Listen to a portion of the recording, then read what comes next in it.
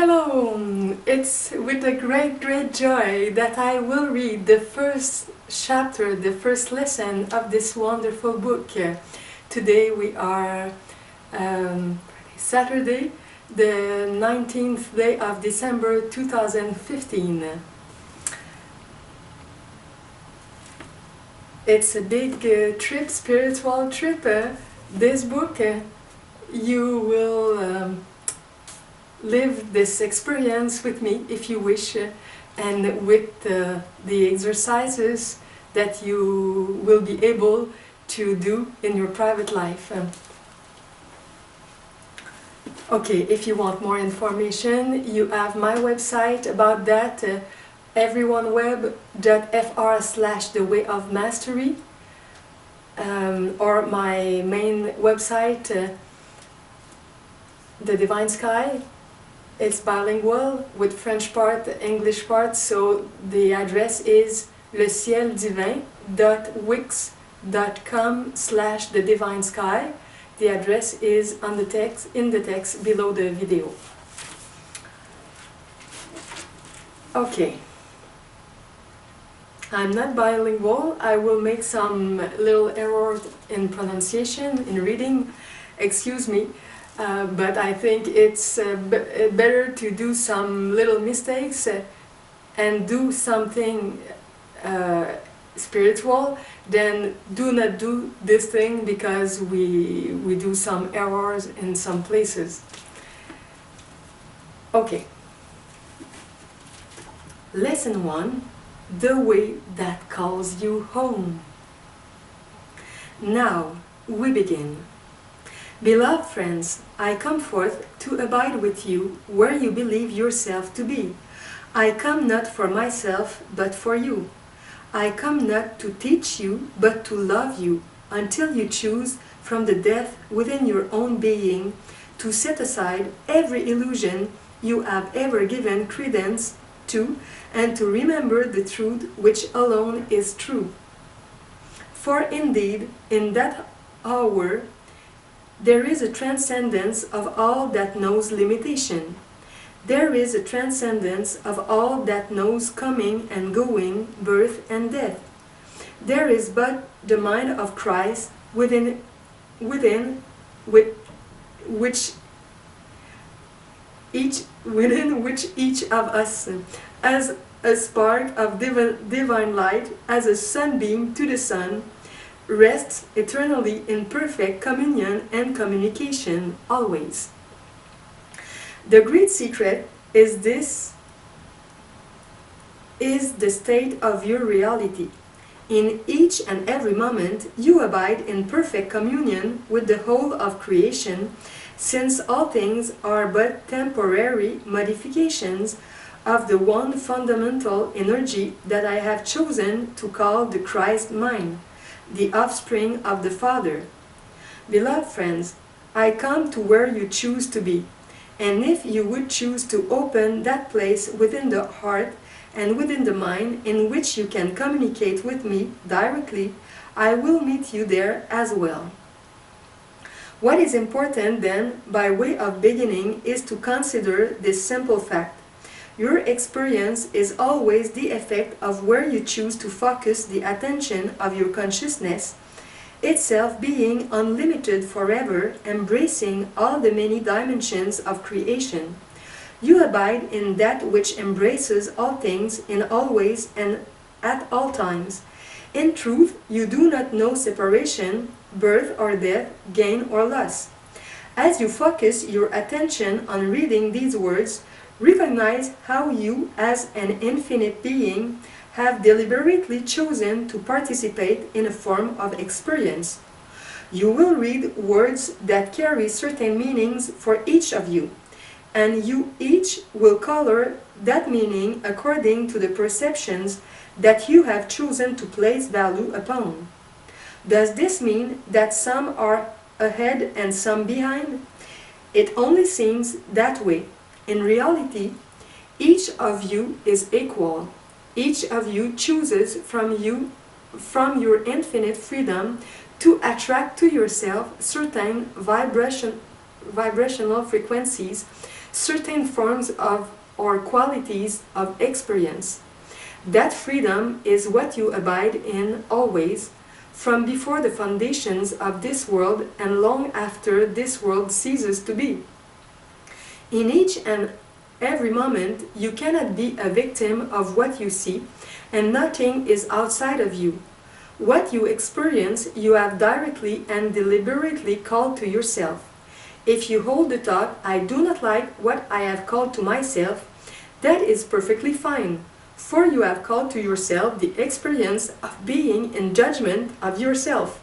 Merely look with the wonder of a child and see what it feels like and ask yourself, is this an energy I wish to continue in, or would I choose something else? For ultimately, when all possible choices within the dream of separation have been made, have been tasted, have been felt, and have been known, finally there emerges the still, quiet voice of spirit that speaks through the soul, whispering of the one truth, the one reality, the one love, the one peace, and the one bliss that is continual. Then the soul begins to turn from the things of this created world. It begins to withdraw its attention from its attachments to all of the things it has called to itself. It begins to transcend its sense of identification with the vibrational frequencies it had only meant to play with, and then took seriously. It is seriousness within the mind that is the creation of ego, and it is great seriousness that holds the vibrations of what you would no longer choose to experience within the field of your being, within the field of your soul. As you, as the soul, the individual divine spark, begin to choose to withdraw the attention and the value you have placed upon all things, as you learn to simplify the nature of your own consciousness, as you realize that you can surrender into something that seems beyond you, and that you can entertain the insane thought of trusting the invisible, you come more and more to be less and less. As you become less and less of what you thought you were, conversely, you become more and more of what your father or your mother created you to be. The thought of perfect love in form, a channel, a simple vehicle through which the love of spirit can shine forth. Your only task becomes the cleaning of your windows, the polishing of your floors, and the weeding of your gardens, so that the light can pour forth unimpeded. No longer will you find the need to defend perceptions you had identified within error. You will indeed know when you have come to that state of awakening, for you will be able to look upon all created things that you have ever experienced, all reactions you have ever held within the mind, all perceptions, all judgments, all desires that you have ever held for anyone or anything, and as they arise in your mind, they will not disturb your peace. And you will smile. You will see that within your consciousness have arisen all saintliness and all devilishness. You have been both saint and sinner, and your happiness and your unhappiness have been merely an effect of where you choose to place your attention. Indeed, beloved friends, I come forth to meet you wherever you are, because I have chosen to use the infinite power of consciousness given me of the Father or of the Mother, as equally as it is given unto you to discover how deep delight can be when the mind is focused only on seeing from and seeing only the mind of Christ.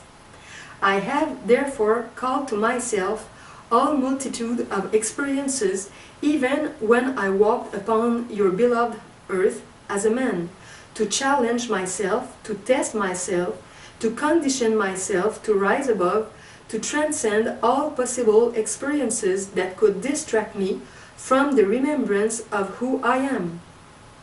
By the way, my crucifixion was simply the climax of my own direct choice to be challenged by the events of space and time, so that I could cultivate within myself the ability to see from and to see only the perfect purity of the mind of Christ. The Christ is the divine child. Yeshua incarnated the divine child, but we are also this divine child if we accept the divine presence inside of us. So we can have the mind of Christ, the mind of the divine child. The point I am trying to make with you is that in each and every moment, what you are experiencing in the realm of your emotions and mind, and the effects to a later degree within the body, are there because you, from your infinite freedom, have simply selected that experience to focus your attention on, so that you can see what the effects are. The insanity does not come from having chosen to see something other than the mind of Christ. The insanity that you experience as your pain, your suffering, your seeking, and your dramas comes only from your mistaken choice to become identified with what arises in the field of your awareness. You, therefore, lose the sight of innocence, for all events are perfectly neutral and you are free to see them any way you want. When a child is born, and many of you who are mothers know this, you can experience a depth of joy that is unspeakable. Likewise, you can also experience fear and contraction at the thought of having to be responsible for a child. When a loved one dies and you experience grief and suffering, rest assured it is because you have chosen to contract your attention. Then all you can see is the loss of an animated body, and thereby convince yourself that you have become separated from the loved one. I speak from experience that separation is an illusion. When death occurs in your plane, in that very moment you still have the power to choose to recognize that something has changed and to shift your attention to a different faculty that the body could never possibly contain. One in which you perceive and hear and communicate with that spark of divine light, the soul, that seems to have given up the idea of trying to keep a physical form animated. This is imperative. In fact, it is the very first step of the way of the heart. The first step in awakening. The first step in awakening is to allow into the mind this action of truth. Nothing that you experience is caused by anything outside of you. You experience only the effects of your own choice. During the first part of this course, we will be building lesson by lesson on what I am choosing to call the way of the heart. It is the way unknown to the world. It is a way unknown to many that would call themselves spiritual teachers, for it is not a way of resting on or becoming dependent on magical means. It is rather that pathway which cultivates within you the decision to turn your attention upon your own mind, upon your own behavior, upon what is true and real for you moment to moment. To study it, to consider it, to feel it, to breathe the light of spirit through it, and to constantly retrain the mind so that it assumes complete responsibility in each moment. Why is this necessary? Because without it, there can be no peace. Without it, you cannot transcend the false identifications that you have chosen. You need to come to the point where you say to yourself, I have done this to myself. I did it. I must correct it. No one is to blame. The world is innocent. In the lessons that follow, we will be communicating with you more and more deeply the final points of the way of the heart, for it is that way that was taught to me. It is that way that brings about the reversal of every thought you have ever had about anyone or anything. It is that way alone which allows you to pass back through the eye of the needle and to come to rest in the perfect peace from which you have sprung forth. The way of the heart is not the way of the intellect.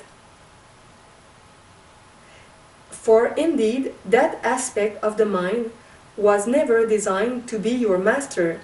It was designed to be the humble, and if you will pardon the expression, very stupid servant of the awakened heart. The heart is that which feels all things, embraces all things, trusts all things, and allows all things. The heart is that in which the soul rests eternally. The heart is that which is beyond space and time, and is that spark of light in the mind of God, which is called Christ. Only in that will you find the peace that you seek. You will discover that the pathway of awakening is not a pathway of avoidance, but a pathway of truthfulness. It is not a pathway of accomplishment and pride, but a pathway of releasing from the consciousness every hope and every wish to be special, to see yourself as having made progress, so that you can pound a fist upon the chest and spread the tail feathers. It is a transcendence of the hope of somehow getting God's attention, so that he or she will look upon you and say, "Oh, you have been such a good person. Yes, we will follow you into the kingdom now," or into the queendom now. It is a way in which you will come to cultivate, regardless of your inner experience or degree of awakening, the willingness and the art of returning to the simplicity of empty-headedness and not-knowingness with each and every breath. It is a way of life in which all things and all events become an aspect of your meditation and your prayer until there is established once again within you the truth that is true always. Not my will, but then be done, for of myself I do nothing, but the Father or the Mother does all things through me. Imagine then a state of being in which you walk through this world seemingly appearing like everyone else, and yet you are spacious within, you are empty within. In truth, you desire nothing, though you allow desire to move through you, and you recognize it as the voice of the Father guiding your personality, your emotions, and even the body to the places, events, people, and experiences through which the tapestry of the atonement is being woven, through which all of the children of God are called home again. You trust the complete flow of that.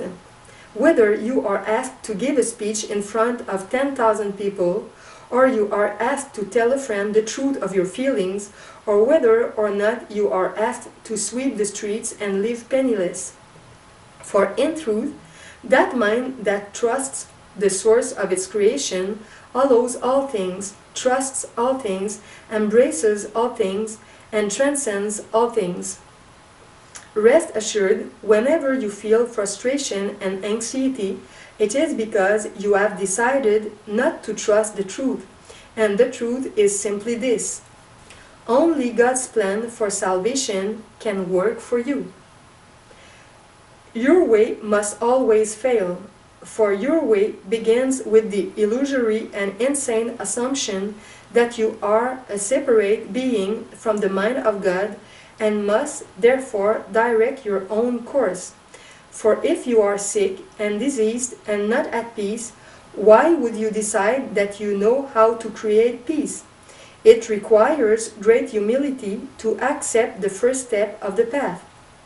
I have done all this, I must undo it, but I have no idea how I did this. Therefore, I must surrender to something else. I give you this thought, and I would ask that you consider it well. What if the very life you are living and each and every experience that is coming to you now, since the moment you decided, I have got to awaken here was being directly sent to you of your father or your mother, because your father or your mother knows what is necessary to unravel within your consciousness to allow you to awaken. What if the very things you are resisting are the very stepping stones to your homecoming? What if you achieved a maturity along this pathway in which you were finally willing to let things be just as they are? If it was necessary to sweep the streets, you simply took a deep breath and said, "Father, you know the way home," and began sweeping. Or "Mother, you know the way home." And up into the mind comes the thought, "Oh my God, I won't be recognized, I won't stand out, people won't think I'm special if I'm just a street sweeper."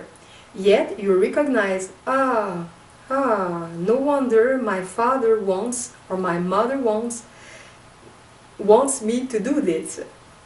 I've got to flush this up so that I can look at it, disidentify from it, and learn to be the presence of love in the sweeping of the street. In truth, I tell you, the least among you, according to your perception, is already equal to the greatest, and there is none among you who is less than I am. The way of the heart begins by accepting the humility that you have created quite a mess within your consciousness. You have created a labyrinth and gotten lost within it, and you do not know the way back. It begins by accepting that of yourself you can do nothing, for all you have managed to achieve is the creation of a whole lot of insane dramas that are occurring nowhere except within the field of your mind. They are like chimeras, like dreams. In truth, there is no difference between a waking state in which you would be the director of your life and the dreams you have when the body sleeps at night. They are both the same. I wish to direct you to peace, even that peace which forever transcends the understanding and comprehension of the world. I desire because my Father desires it through me. My mother desires it through me. To bring you wholly to where I am, that you might discover there is someone that got there ahead of you. And when you look closely, you will say, "Ah, it's myself. I have always been there, but I forgot." In the end of all journeying, in the end of all purification, and indeed purification is still necessary, you will discover that to awaken means to have journeyed nowhere. It means to have arrived at a goal that has never changed. Awakening is only remembrance. But it is a remembrance not just of the intellect. It's not an idea as you would understand ideas. It is an idea that vibrates through the whole field of your beingness, so that even the cells of the body, while yet the body remains coalesced together in its present form, awaken and relax into the truth that is true always. 1, 2, 3 last pages. If you were a gardener, would you not cultivate the art of weeding your garden? Would you not look to see that the soil is just the correct dampness? Would you not keep your eye on the clouds on the horizon and the heat of the day? Would you not cover the delicate plants that need protection while they grow strong? And if those that would come would not respect your garden, would you not ask them to leave or build a temporary fence until the garden is strong enough, until it bursts forth with enough fruit so that you can give to even those who do not respect it? Be you therefore a wise gardener. Cultivate a deep love and respect for yourself, for you are not here to fix the world. You are not here to fix your brother or sister. It is only love that heals. And until you have loved yourself wholly by having purified the mind of every erroneous thought you have ever held, until you have loved yourself, you do not in truth love anyone or anything, save in those brief moments when you let your guard down and the love of God shines forth through you so quickly you do not even know what happened. The wise gardener cultivates a state of consciousness in which the love of God is unimpeded. Beloved friends, those of you that have elected to answer a call to participate in this pathway with this family, if you would make your commitment to trusting your Creator for having set before you a pathway that can lead you home, you will indeed arrive at home. But commitment means that you do not get to leave the room when the shouting begins. The shouting we are speaking of is the shouting within your own mind, within your own body, within your own emotions. It means that you will stay with these things by being honest about them and loving yourself forever, having the power to even create such insane perceptions of yourself and the world around you. The way of the heart is the final pathway that any soul can enter. There are many stages of awakening. There are many pathways that can be followed. But ultimately, all roads lead to Rome, as they say. Eventually, each soul must find its way into the way of the heart. Each soul must come back to the truth that it is time to take responsibility, to learn to cultivate the ability to look upon the deep and vicious blackness of what I have called ego, which is nothing more than the cesspool of denial. It is which lacks light. Begin to bring light back to it by simply observing your own mind, your own behavior, and your own reactions with a sense of wonder, with a sense of innocence, and with a sense of childlikeness. For is it not written that you must again become a little child to enter the kingdom or the queendom? The little child simply marvels at all that they see and says, "Well, how about that?" Can you imagine looking upon the deepest, darkest parts of your own shadow, your own denials, and being able to say, "Oh, how about that?" Remember that everything is neutral and all that arises within your consciousness has no effect upon the truth of your reality. The way of the heart is a way of cultivating the decision to become identified with the light that can shine away all darkness, not by fighting with it, but by recognizing it, embracing it as your own creation, and choosing again. The way of the heart is the way that I teach, and now we begin a focused in-depth study together that this way might become established within your holy mind. The way of the heart calls you home. Remember that the truth is true always. Is it not time, beloved friends, to truly step into ownership of your only reality? The way of the heart does not know the word avoidance. It does not know deception, manipulation, or control. It does not know blame, although it watches these things arise as echoes of old patterns now outgrown. It learns to see them, to recognize them, like you might recognize certain kinds of clouds that pass through the sky, and then learns to turn the attention of the mind that a new choice might be made. The way of the heart is the way that calls you home. And the call comes from that deep part of your soul that is still like unto the Spirit, which abides as Christ in the holy mind of God. Trust then that you are as a sunbeam to the sun. Trust not the perceptions you have cultivated in error. You are not alone on the way that you journey, and you journey not apart from your brothers and sisters. This family cannot know separation, for once the call to awaken through this lineage has been acknowledged, Though some bodies may not communicate in space and time, rest assured, communication remains and there is no way to avoid it. We begin now the way of the heart. It's time to step into the willingness to don the mantle of one committed to healing every obstacle to the presence of love that may yet remain secretly hidden in the depth of that part of your mind that would struggle to be separate from God. And to remember that you are truly the light that comes to shine lovingly upon every aspect of darkness you have known. Along the pathway of this course, you are going to learn how to shake hands with the devil and to do a little jig with him and recognize his face to be your own.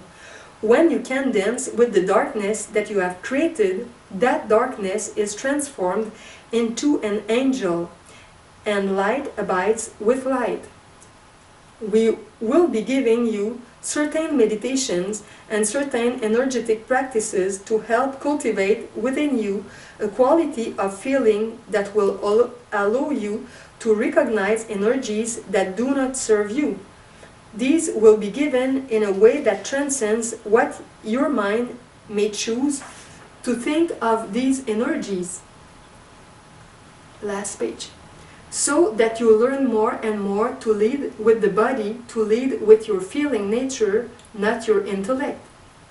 Your intellect does not know anything except the trivialities that you have shoved into it, like garbage into a garbage can. The intellect can never bring the healing of the heart, that is the atonement. It can only be utilized to argue against the insane perceptions you are used to, so that you might come to see that perhaps there is a greater good in giving up your insistence on treating the intellect as your God. Therefore, indeed, beloved friends, dance, rejoice, and play often. Let these lessons bring up within you everything unworthy of the mind of Christ, every thought of scarcity, every sense of unworthiness, and every fear. Let them come up, look at them, embrace them, and transmute them through your own love of self and through your honesty. Accept where you are and do not pretend to be otherwise, for the wisest are always the humblest. Be you, therefore, beloved friends, at peace in all things, for we, in what you would call a disembodied state, who are electing to participate with those of you who are asking to be helped through this pathway, delight in joining with you. We delight in loving you. We delight in waiting on you to welcome yourself home. I would ask that you close your eyes for just a moment. Take a deep breath into the body and let it go. As the breath leaves the body, hold the thought that there is nothing worth holding on to any longer that keeps your peace and happiness at arm's length. Become committed, fully committed, to the experience of happiness, even as you have been fully committed to unhappiness, limitation, and lack. Give your Creator full permission to sweep the basement clean. There really is not anything down there worth defending or protecting. It will come to pass that you will know the perfect peace of empty-headedness, not knowingness. You will know what it means to be relieved of time and to be comforted by what is eternal. Never once let yourself think that you are alone. It is nonsense for you to think that I am not with you. You have asked, I have responded. We are in communication. That is the way it is, and that is the way it will be until the end of all illusion. Peace be unto you always. Amen. So it's the first step, the first lesson of this wonderful book. When Yeshua gave these lessons to Jayam, it was one lesson each month. So if you want, you can watch again this video in the month and wait until the next month to watch the video of the lesson 2. But it's not easy to do that. You can watch at the rhythm that you want each lesson, each video, and like me maybe come back after to some parts, some lesson that you love more or that you want to understand more. Me, I have read this book 5 times. I have a lot of little words in the pages because I'm not bilingual, and I have read this book with my dictionary or with Google Traduction on my computer because I wanted to understand it more and more and more. So if you speak very well in English, if it's your first language, you have this advantage, I don't know if it's a good word, you have this opportunity to be able to understand it, to read it in your language, and to be able to understand very well each word. For people like me, who are French people, it's a second language, but it's so beautiful that it's a very good practice to learn this language. Okay, so I will go to record the last section, that is the introduction of the book, because if you have watched other video, I don't know if it's the first one for you or another, I have started at the end, the lesson 35, and now it's the lesson 1, and I will record the introduction. It will be completely finished after that. Okay, so thank you very much to take this journey with me, with Yeshua, with God, with your mother, with your father, and I wish you very, very good new experiences, spiritual experience that will transform your life. Bye-bye.